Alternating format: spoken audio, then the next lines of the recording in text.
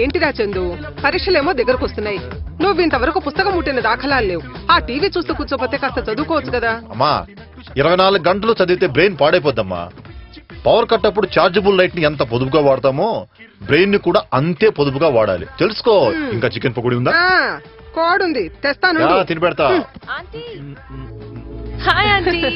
మీరా బాగున్నారమ్మా? చందు ఎక్కడా? అమ్మో వీళ్ళొచ్చారు. ఇప్పటిదాకా ఇక్కడే పకోడీలు తింటూ టీవీ చూస్తూ కూర్చున్నాడు. చదువుకోరా అంటే కబుర్లు చెప్తున్నాడు. ఇప్పుడే రూమ్ లోకి వెళ్ళినట్టున్నాడు. వెళ్ళండి.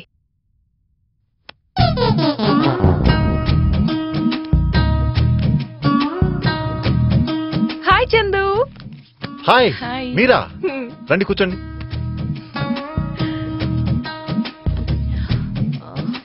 ఏంట్రా చాలా సీరియస్ గా చదివేస్తున్నావు?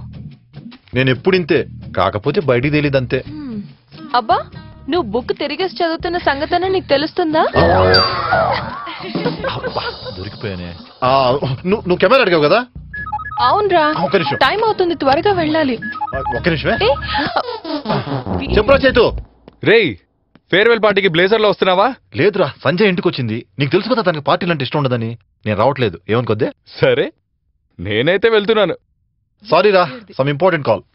ఫేర్వెల్ పార్టీకి టైం అవుతుందిరా, త్వరగా రా. అదేంటి ఫేర్వెల్ పార్టీయా?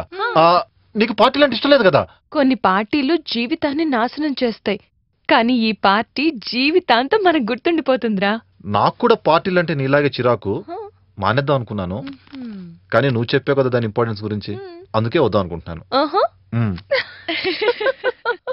ఆల్రెడీ ఇన్ఫార్మ్ చేశాం, వాళ్ళు బయలుదేరారు.